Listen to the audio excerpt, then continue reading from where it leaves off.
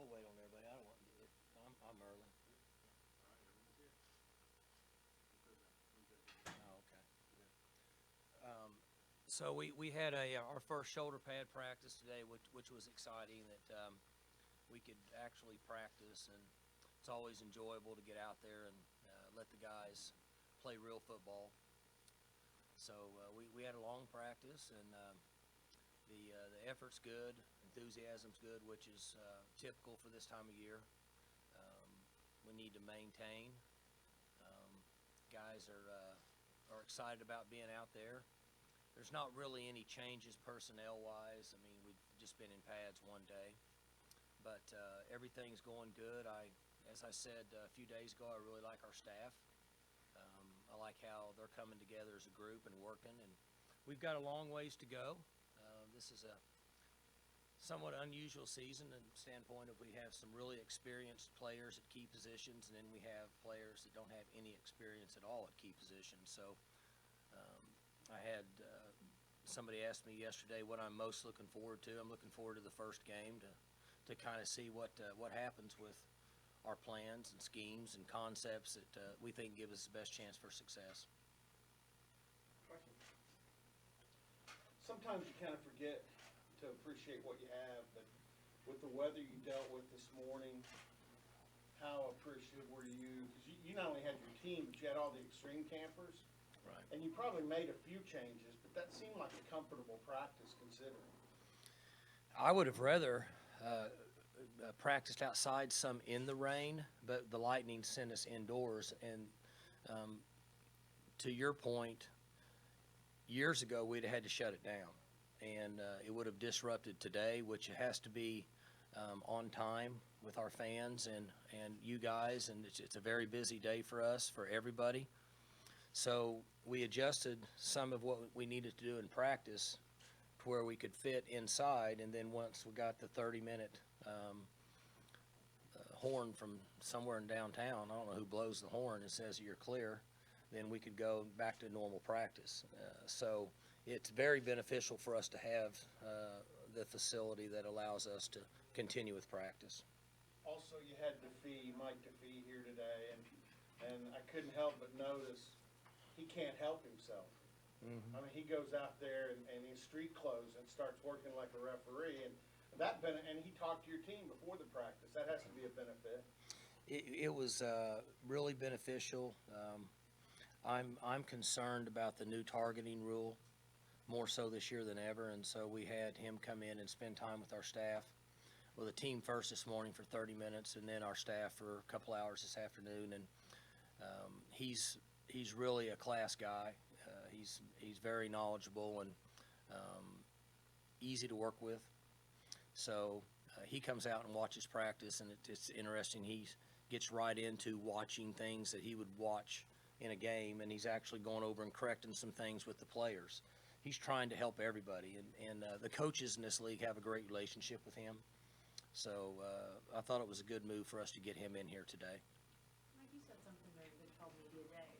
We're talking about Spencer and his year spent redshirting and just how much he maybe, I don't think you said didn't know what he didn't know, but just the learning that he did. As you've now got to see him in practice situations, are there things now tangibly you can say, this is different than what he was doing a year ago, how that year changed him? His ability to function in our system is better than it was a year ago. We still haven't done enough in pads, but just executing our offense and running a system at such a high speed like we do, our tempo, he's already better. He's got a long ways to go in areas that we all know that quarterbacks need to adjust, and unfortunately, a lot of times at that position, you really only learn from mistakes. And so he's better at just the structure and organizing our system and getting everybody up there, and if they're lined up wrong, making sure that the clock's not going to expire on him for the delay of game, getting everybody adjusted, getting it lined up, getting our signals, and functioning in a really fast pace. That's where he's improved at this point. What do you expect from Juba this season, and just how different is it for him going into the season being an established guy? Chuba looks really good, you know, for me personally as a coach, you're always careful to really step out there, but, I mean, he's about as pretty as they get. You know, he's 208, 210 pounds, and I don't know how fast he is, but he's really fast. He's very determined. He's very intelligent. He understands. When we lost Justice last year, it was difficult for us because we lost a great player. But as I said earlier, now it benefited us because he had to play in some really key games. So I'm also excited about watching him play. And I mean, he's really just kind of scratched the surface with his body and what he can do and what he can bring to the table. The area that he's improved as much as any is just his leadership and his willingness to work extremely hard. One thing I noticed in practice yesterday, and I didn't say anything about it, so I just kind of watched it today, and it reminded me of guys back when I practiced. When he takes the ball in practice from the 40-yard line, when we're in a tag period where we're not tackling, he runs all the way to the goal line every time. And I hadn't seen that in years. So that's encouraging. Now, we could get back to how many steps he takes a day at practice. That could be a little bit of an issue. But I would rather back him off than have to kick him into the fight. So we're really excited about him at this point. You've got L.D. Brown as something of an established guy behind him. Mm-hmm. How important is it to figure out who that number 3 guy is going to be to help you out there? LD's done really well. He's come a long way. He's a really good example of just years and maturity. And if those guys stay healthy through camp, they'll be a good package. Dez is behind him. DeAndrick is further behind. He's got a ways to go. Jeter looks really good. I mean, I don't know if y'all have seen Jeter or paid attention to him, but you know, he was a little bit soft looking at this time last year. He was a little heavy. He got up around 227 pounds. I think he's closer to 215 now, and he looks slim. And so he's starting to mature a little bit and grow up. I'm comfortable with all those guys carrying the ball. And behind Chew, right now we don't know, but those guys that we have behind him, at this point I'm comfortable. Ball security is very important. That's one thing we don't know yet because they haven't been out in the game and been hit when they're tired. That'll be important. You know, if you want to carry the ball or touch the ball in this offense, you have to take care of the ball. So they have a skill set. They just need some reps and to continue to work hard. But I feel comfortable with that position. Everybody in the building would like you to name a quarterback. You'd like to know who the quarterback is, but at what point, Mike, in the camp schedule, do you just say, all right, I gotta do this, I gotta pull the trigger on a decision? It might not. We might play 2. You know, if you were at practice today, you'd say play 2. So they're both pretty good. They're both pretty good. And I know people say, well, sometimes if you can't name one, you don't have any.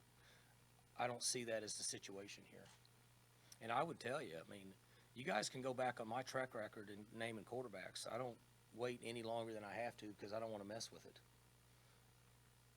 If we knew who our guy was, not necessarily because one's not performing any better than the other, but because I think it helps the team to know who their quarterback is.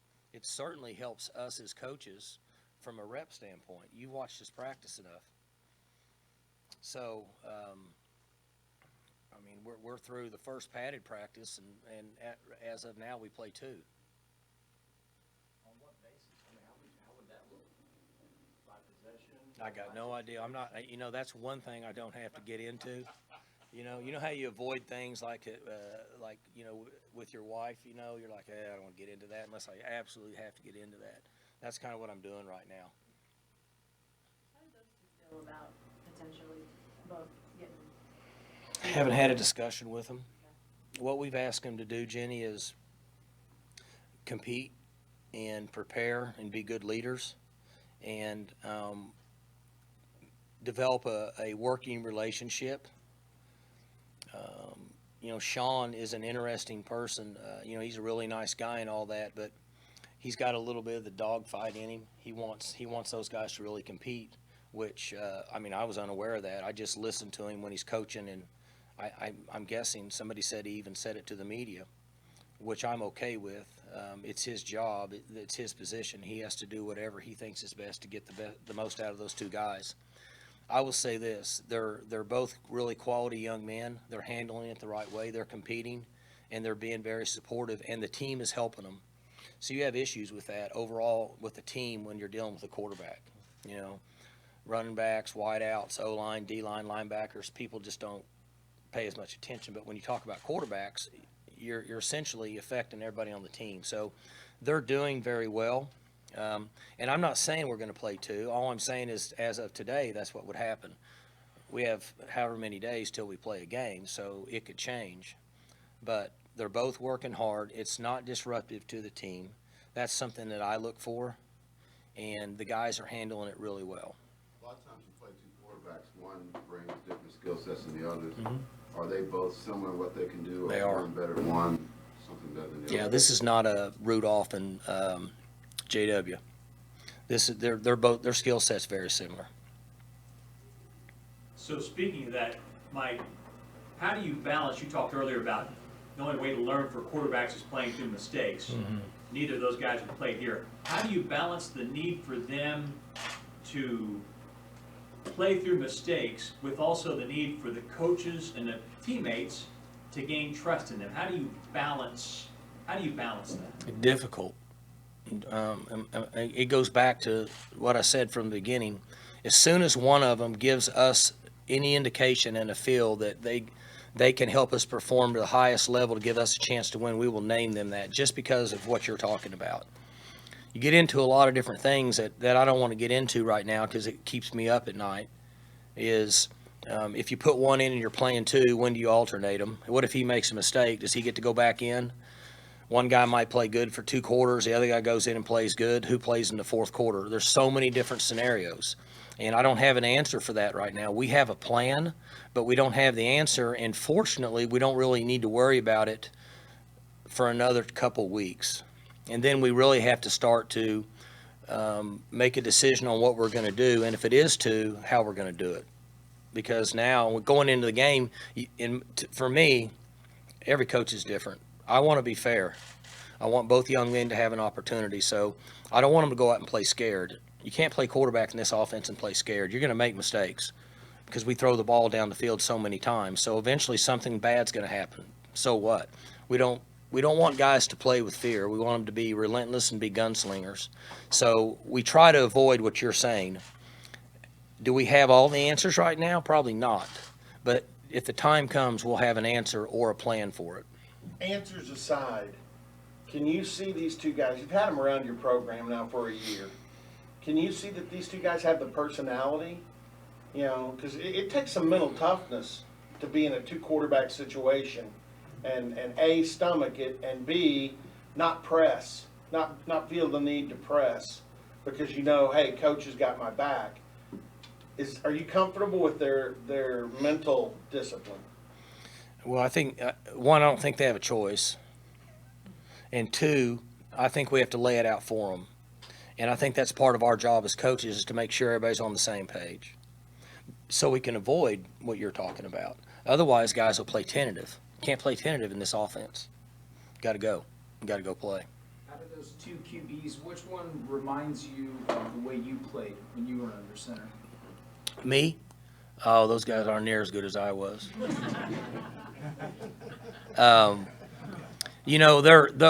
These guys nowadays are so much further along. Part of the stress you have, even in this conference, and the defenses take a lot of hits and the coordinators take a lot of hit in this league, which is fine. But the quarterback's mental capability nowadays, these guys are so much further ahead than we ever were. They know as much as coaches do. They can come in here and direct a scheme, and they understand, they get it. When we played, we only did what they told us to do, and that was it, to a certain extent. So they're much further ahead mentally than we ever were. That's why they can move the ball so well in this conference, because all they need to know is what the defense is doing, and once they figure it out, they can start to dissect it pretty good. And these guys are further along than I ever was as a player. Their competitiveness, their nature, their toughness, their willingness to do whatever it takes to be successful, we don't know yet because they haven't been out there. How much does the future of your program or the longevity of that quarterback factor into your decision? Does it factor into your decision? You're talking about because Spencer's younger? I'm just saying in years to come, or, building your program, possibly around She's one talking and. about. Yeah, we have to play the best player. And, there's so many ways to look at this, and there's so many different opinions on this. And I'm not saying that most of them probably aren't correct, but for me and Sean, we have to play the guy that we think that gives us the best chance to score points and win the first game, whoever that may be. Not necessarily worry about the future, okay? So I know kind of what you're referring to. People say if everything's close, just play the younger player and you can build on it. That doesn't always mean he gives us the best chance to win the next game, okay? So age is really out at this point. It's who gives us the best chance to be successful at Oregon State. That's really what we're concerned with at this time. You talk about things that keep you up at night. When's the last time you remember having to give this much thought and energy to a quarterback battle? I haven't, because I always named one. We named, and I've done this now, I'm kind of repeating myself, but we named Lunt when if we wouldn't have, nobody would have said anything. We named Corn last year. I don't know who else we named. But it's okay. I mean, we live in a world with there's a lot going on, social media, and you guys work full time, and everybody's on edge, and with the internet and resources out there. So it's just part of it. And Robert asked about the mental approach of Drew and Spencer. They're going to have to get ready for that anyway. I mean, it's mild compared to what they'll go through to play quarterback at this level. They have to have thick skin, just like being a coach. Everybody's got an opinion. A lot of them are probably right, but we have to do the best we can. They're going to have to do the best they can. But we certainly haven't had to deal with much of this over the years, and that's the reason why I don't waste any time naming a starter. You touched on some of the changes to the targeting rule, and obviously a lot of people around here joke that it's the Tylen Wallace rule because of some of the crackback blocks that he had last year. They'd be penalized this year. How has he adjusted to what he's going to have to do now when he's blocking with this new rule in place? There's the NCAA has a teaching tape out that the officials are using, and I saw it when I was out in Phoenix in May, and so we asked them to show our team and our coaches, which they're willing to do.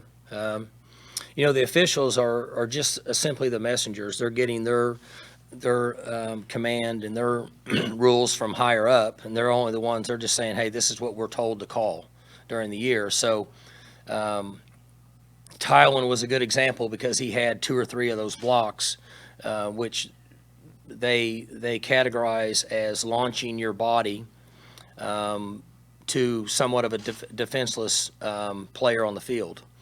And that's why, I don't know if it's because of him, but they've used his videos on the example. I'm concerned with it because I think they're making a point.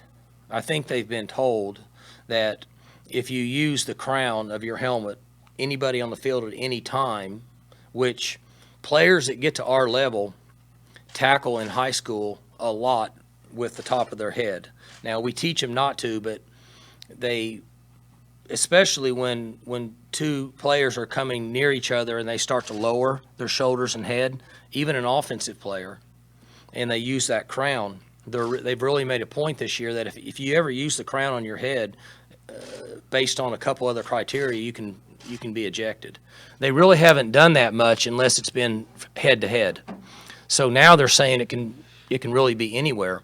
If you can get a hold of that video and you watch it, it takes about 17 and a half minutes. You would understand the rule a lot better. I know it helps me. they showed a guy that tackled a quarterback, and he came through on a quarterback, and as soon as the quarterback let go of the ball, and he form tackled him kind of like what you would be coached to do, and his helmet hit the quarterback in the stomach area, but he used some of the crown of his head, and they said he's ejected this year. So I'm just concerned about it because and we're trying to coach it right now to avoid it, and maybe I'm overreacting, but I know that after playing in the bowl game and having a couple players ejected, it makes me really nervous. Like Defeat told the extreme camp guys that after a third target, you miss a full game. You miss the game you're in. You target in the first quarter, you miss that game, and then you miss a whole nother game. Is that new? That part of it? Yeah. And they're all reviewable now, even if it's not thrown on the field. From what I understand, if somebody up here or Dallas or wherever sees it, they can stop get buzzed down and stop the game and review it. And if they missed it and they see it, he can still be ejected. So and I'm not trying to officiate. I'm just trying to avoid, I guess, not a catastrophe, but things that could really affect a game. And I'm also a little concerned about reviews.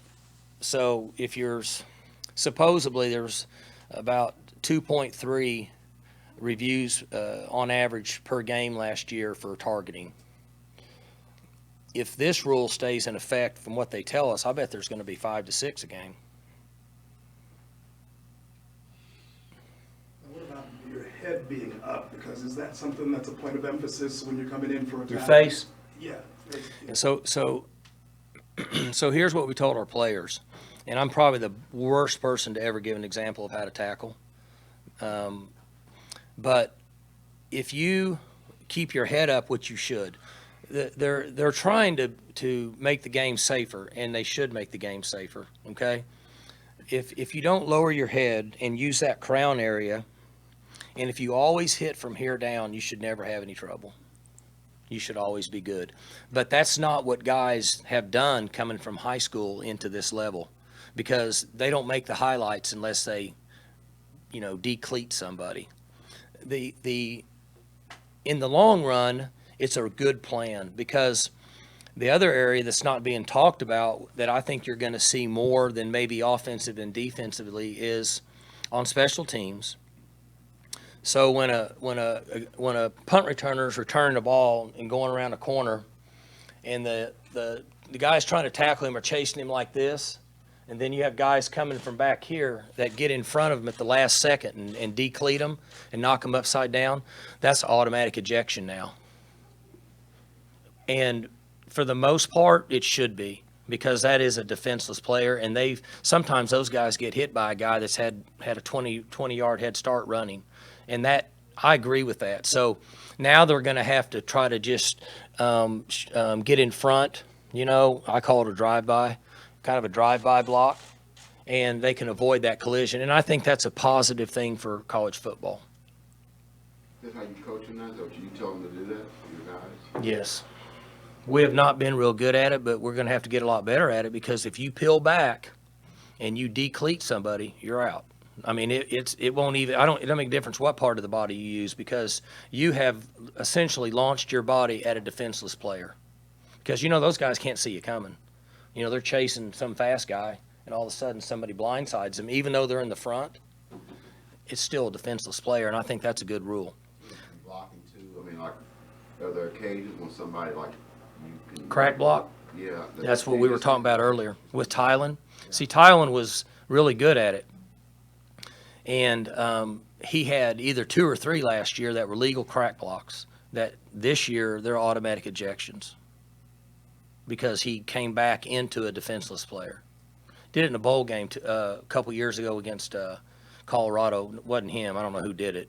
I can't remember. Seals. Who? Seals did it. So you get in the way? Crack block. I mean, but if you get in that situation, it's better just to kind of like almost in basketball, set a screen or something. No doubt. That's what you have to do. It can serve the same purpose. It's just not going to draw any excitement. It's not going to make the highlights. But it should serve the same purpose.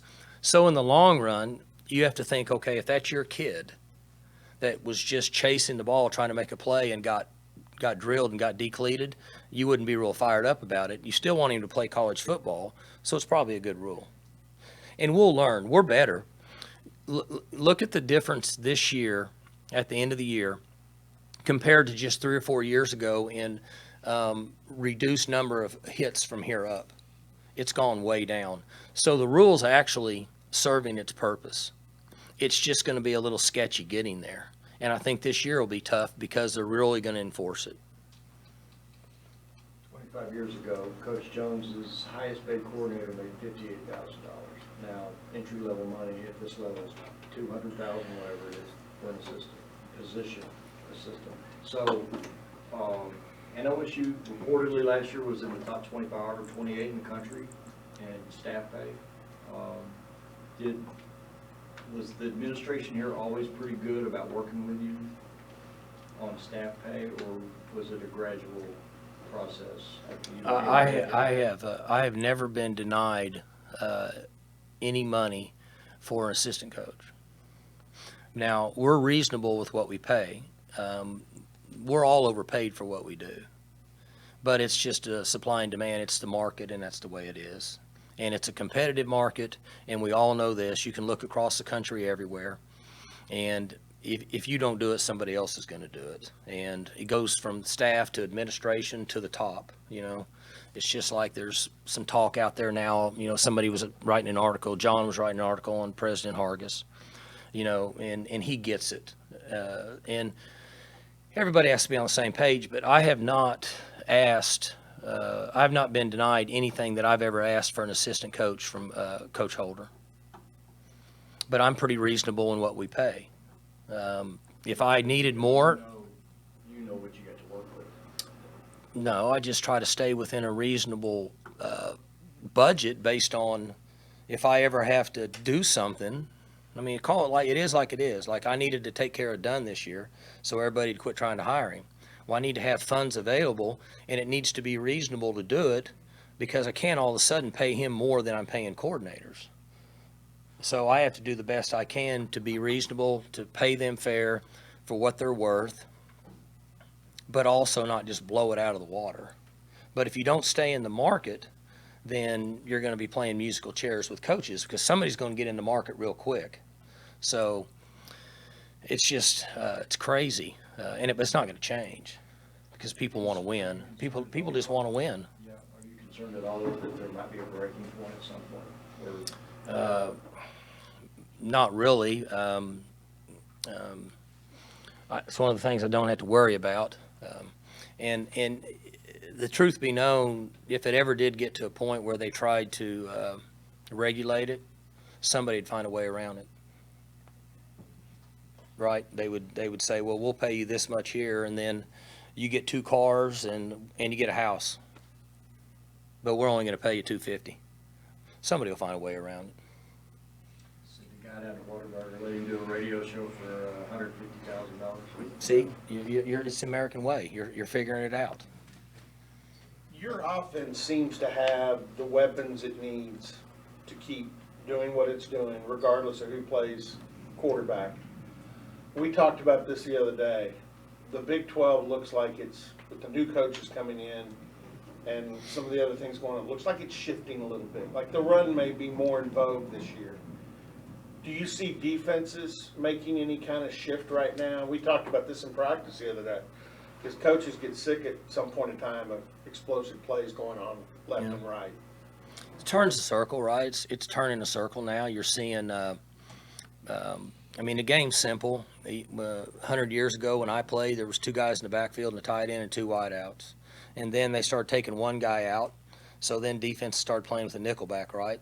Meant the 5th guy, instead of that 5th guy being a linebacker, you take a fullback out and put a fast guy out there. I'm taking a linebacker out and putting a fast guy out there. I'm going to match him up. Then 10 years ago, we started saying, forget that. We'll take that big guy out and put another fast guy out there. And so the defense said, well, if you're going to put a fast guy out there, then I'm going to take a backer out and I'm going to put a fast guy out there. Now I got dime. I got 6 DBs. You got 4 wideouts. Everybody's matching everything up. That's all it is. The game's the same. It's just a matchup principle. Now, particularly in this league, you have head coaches and offensive coordinators who are trying to score every play, not every series. They're trying to score every play. And so defenses now, to a certain extent, are playing, they back up a lot more. And they're saying, we're going to try to gather and keep you contained somewhat, not give you big plays all the time. So you're getting fewer people up front and coming after you and more people back there. So now the offense has said, well, if you're going to do that, we're going to put another guy in here.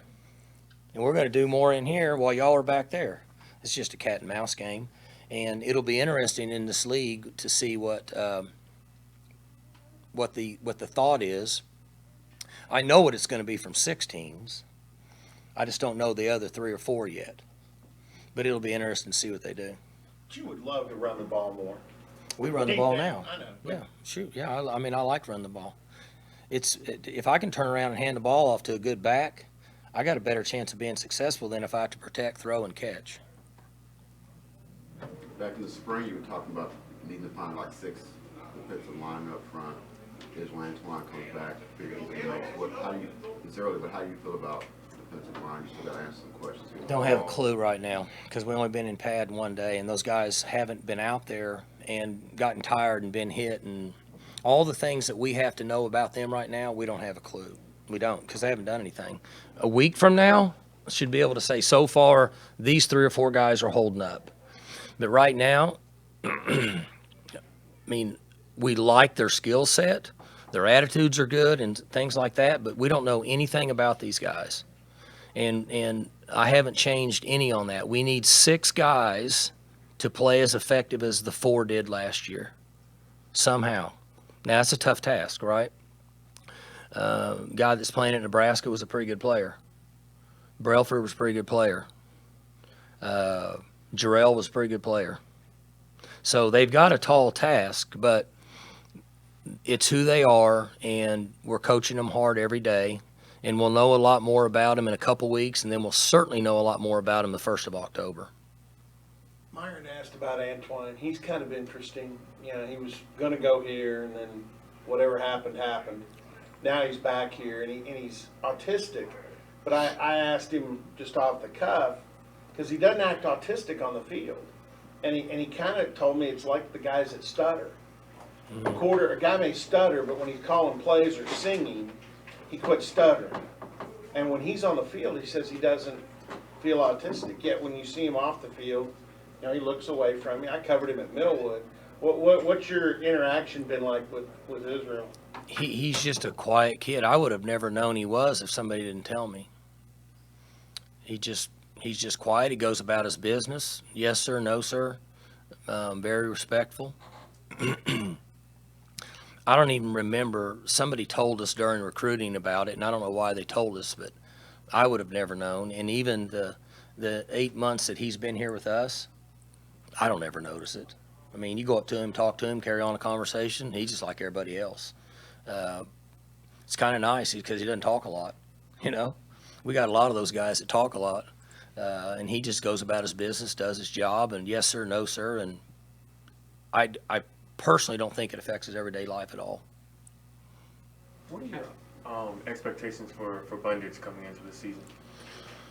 Bundage is he's in a minimal practice stage right now. He strained his back a little bit a month ago, and so we've cut back on him with what we're doing in practice. But he needs to be a mature player that it would be the opposite of what discussion we had with the defensive line, because we know what Calvin can do.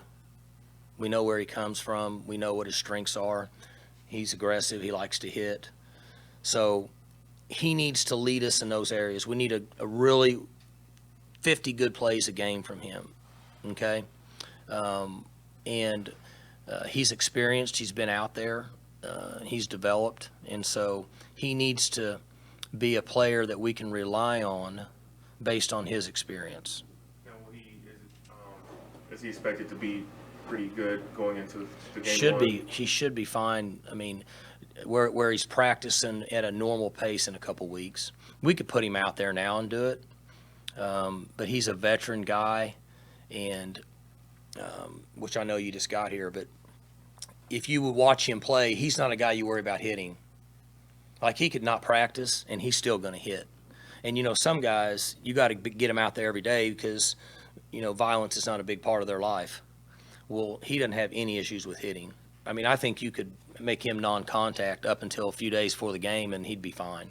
So with him, we don't really worry about that, but I would like for him to be full speed for his conditioning, if not more than anything else, 2 weeks out.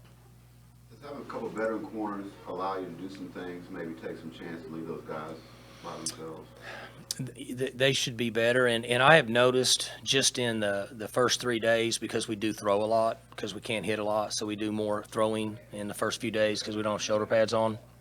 I've noticed that with 4 and 8 and 24 and 20 and 31, even 3, all those guys, they're in proximity more in coverage than they have been. And what I mean by that is when you're covering good receivers in this league and you're asked to play in man coverage, to be in good proximity and battling for the ball, to a certain extent, is really all you can ask for, because they have the advantage. They know where they're going and you don't. You need pressure to get to the quarterbacks, a couple other things to happen. You might win your share of battles, but you take a really good corner and a really good wide out, and they go head-to-head one-on-one. This wide out ought to win 7-3. Okay? So I see our guys in the last few days in proximity more in their coverages than they have been in the last few years because of experience, would be my guess. You mentioned in the spring the idea of moving Dylan outside just in case, because those other guys aren't as experienced. 3 days in, have you seen anything from those other guys that would make you not need to do that? I think that the basketball team that plays over there for us on the left side, I think they're going to be okay, that Dylan can stay inside. I don't know all their names. They're all 6'6", though. I call them the basketball team. But no, I do. I'm just joking with Jordan and CJ and Pat. But I think they're doing okay. But again, I don't want to overstep because they haven't played. So we'll see how they're doing in a couple weeks. And then can they make a play? We can throw Stoner out there on the drop of a hat and he'll be fine. He knows what to do. Braden Johnson, does he fit more with that inside group or with that outside group? Who's that? Braden Johnson. He's inside. I mean, he's played some outside, and we do some things from a formation that put him out there, but most of the time he's going to be inside. 3 years ago, when you finished your signing day news conference, Gundy hadn't announced, or, you know, he had an afternoon deal. Mm-hmm. So what was your level of surprise when he signed? I felt pretty good about him coming here. He does have siblings that have gone away to school a long ways from home, so I had a little bit of concern there. I knew he was really close with his mom, and his mom worked a lot, and I thought at some point he would like to stay close based on her, but I've been wrong a lot in recruiting. And his siblings have gone away to school, so that concerned me some, but I thought, I mean, there was probably a 70% chance he was going to sign with us. Mike, last year, he wasn't the only one, but the penalty problems you had, personal foul penalties and everything, he had a few of those. Mm-hmm. How has he handled that? Have you, I mean, in terms of discussions, or did he approach anybody and say, look, I got to be better than that? Or Calvin? Yeah. Calvin doesn't talk much. Calvin listens, and he's one of those young men that sometimes you think that he's not listening to you because you don't get much of a response out of him, but he is. He listens. They've all been told about their discipline and reasons that we put ourselves in bad situations last year. Not only him, all of them. And as we progress through and guys start to get fatigued over the next 4 to 6 practices, and we get in deep into practice and it's hot and we're pushing them and really stressing their bodies, we're going to really stay on them about the discipline that we were lacking last year. And he has been told along with all the other guys about that. What was it about Jordan McCray that made you guys want to use a grad scholarship on a position that you guys are already deep and talented at? Who's that? Well, we lost a knucklehead. Went to the Texans, Tyron.